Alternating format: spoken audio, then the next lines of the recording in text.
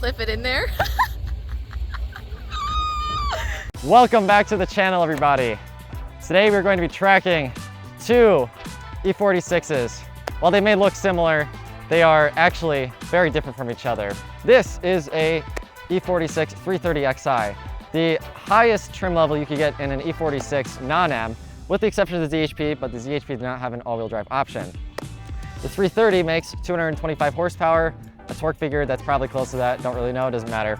But the real kicker is this car costs sub $10,000. You can get into this, a nice 330 E46 for 10 grand for a really nice one, but you can get a lot of them for a lot cheaper. When the owner bought this car a few years ago, it was only 3 grand.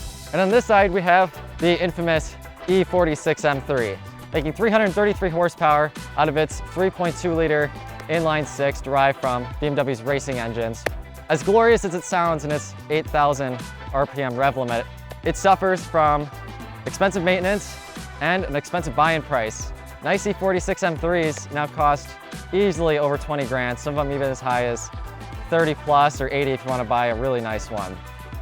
So that begs the question, if you want to drive it at the track, do you need the almighty M3 or can you get away with the 330? We're going to track both of these cars today, and that's what we're going to find out.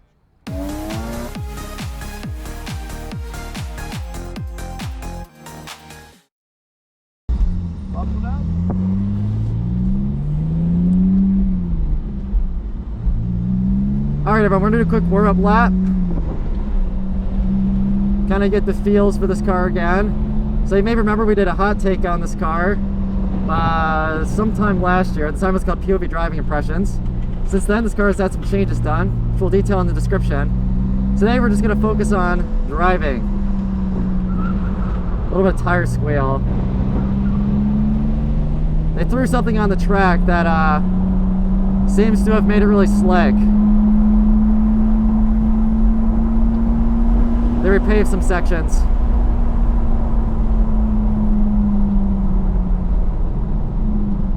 Still feels a little soft. We'll try them at the straight. We were trying to bleed the brakes. We were having issues with it earlier.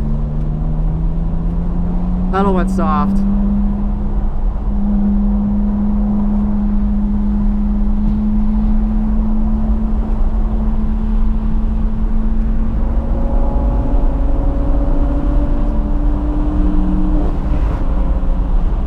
He's faster.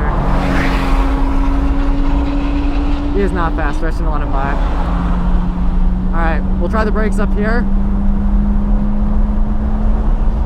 So what do we got?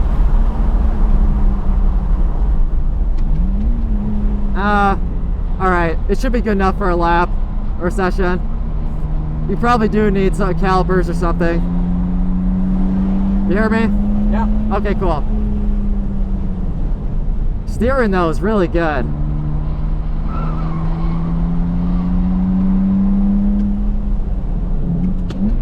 That is... Alright, missed 2 there.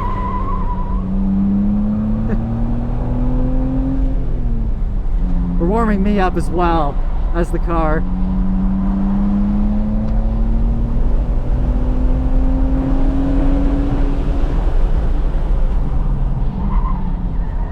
Okay, we're gonna be careful on the hump.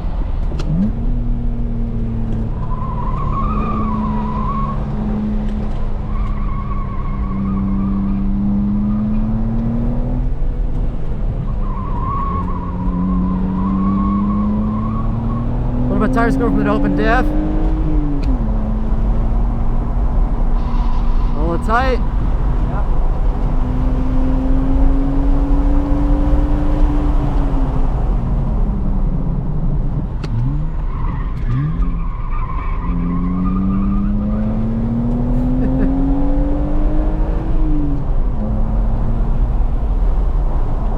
You feel those rubber bushings in the rear deflecting, for sure.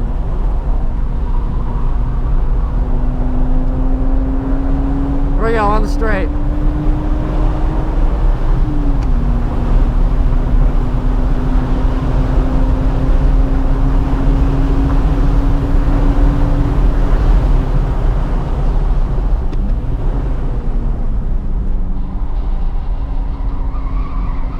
Understeer. Now we're out.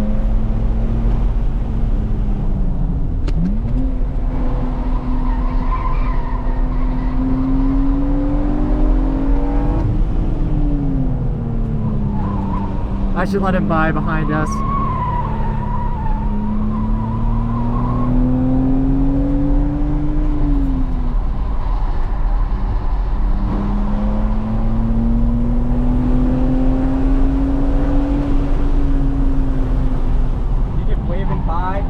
After all the turns. That's what, yeah, that's what. Bus. That's the next braking zone, right? Yeah, right before the bus. Oh yeah, around this turn. Yeah, right after this turn, wave them by. Yeah, definitely. All right. Oh, wave them all by. They're all faster than us.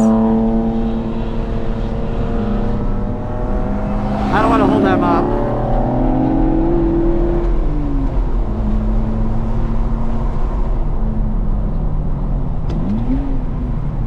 How's the brake feel? It feels okay. It's, you still have an issue, but like we can probably get through the day like this.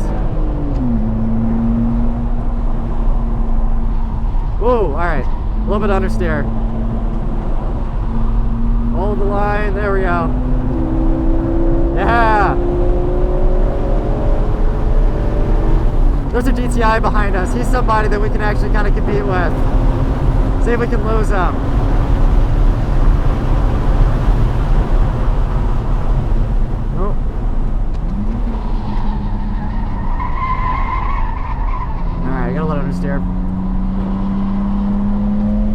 Car feels good.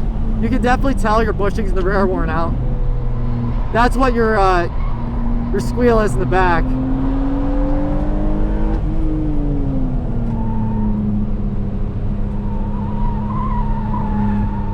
We'll see when we drive the M3 if it's any different. That is full poly. I'm pretty confident that it will be now.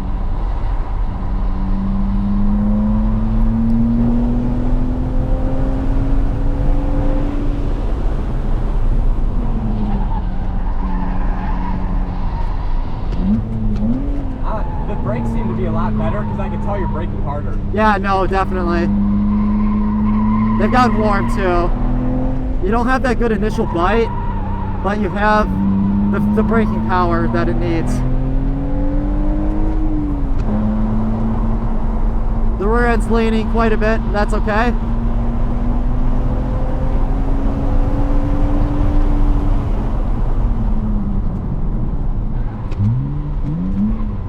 Ah, that stock shifter sucks on the track, dude. Yeah. Trying to not money shift it, or hit 4, actually, is what really I do. That was faster.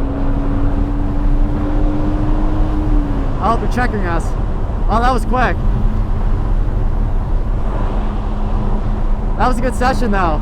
Yeah. Temps are even. I think that was a good feel for what this car was like. We'll come back out here again for another session later today.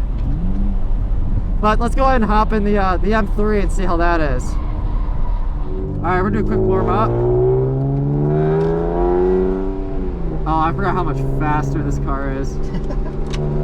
And gripped. Oh.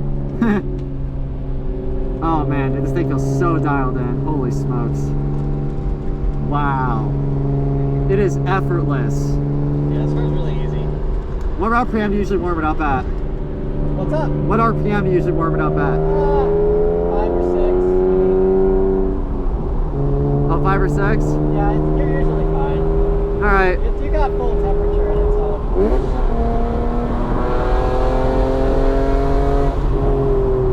Ooh, pads bite nicely. Wow.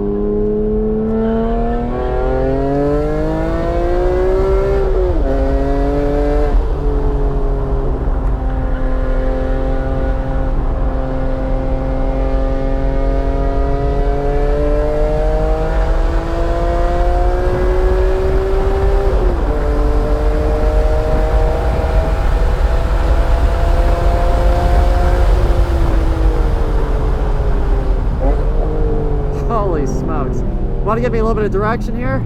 Like speeds and everything? So, you're good. You could go in there later with your braking. Yeah, I figured.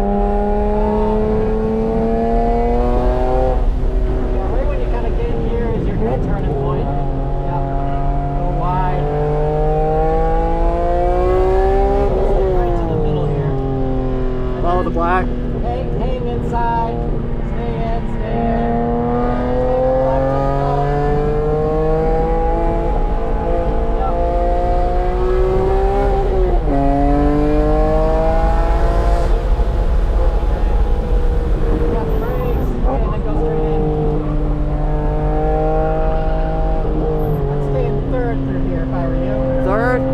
Faster? Yeah, third will be better. Okay. A little bit of tire noise.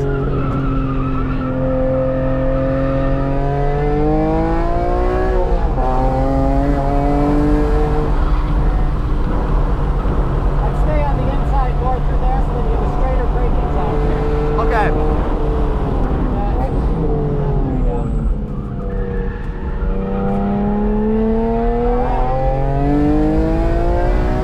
Speed up here. Tap the brakes alone and then go in. Yeah, through the compression. There we go.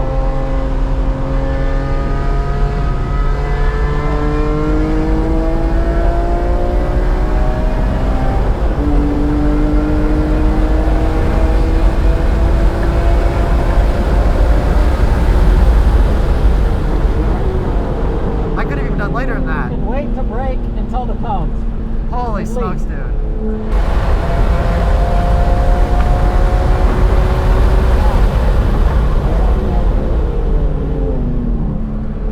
Make it tight? Yeah. Like a wide?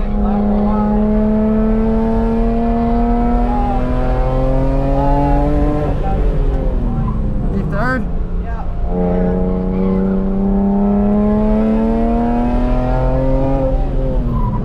Inside more. Keep the weight on the front. Ah, I see the difference.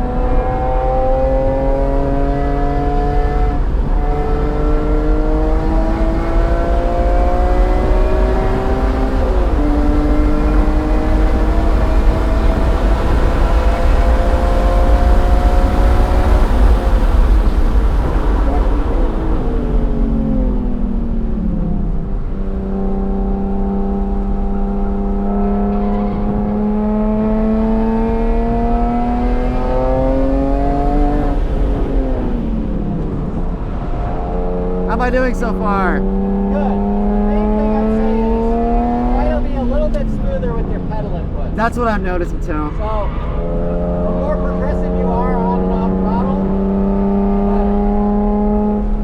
You kind of want to squeeze a little bit more. Okay. Yeah, so now, tap, and turn. I'd also stay a little bit more left after you come over. So then you have more of a straight line coming into turn 5. Aha.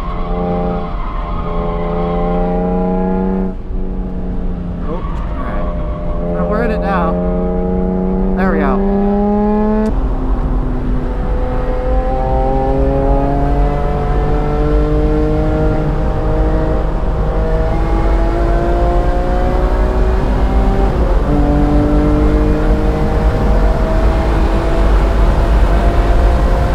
That concludes our E46 comparison. My thoughts, there's nothing like the M3. How tight the car is, the engine, the 8,000 RPM rev limit. There's things we knew going in, but it's just, there's nothing like it. It's so fantastic. While the 330 costs significantly less than this car, I do think if you want that next level BMW experience, this is the car to get. And the SMG feels fantastic with the CSL tune. Being a little fair to the 330, the bushings are original 180,000 mile bushings, so it didn't feel quite as tight as it probably should have. But I'm gonna compare it more or less to my E46 M3, which has a similar suspension setup, and I will still say that this is definitely leaps better than that car. I hope you all enjoyed this little comparison. Be sure to like, subscribe. If you want to see more content, more track content, we'll be back with some more next year. But I'll see you all later. Take care.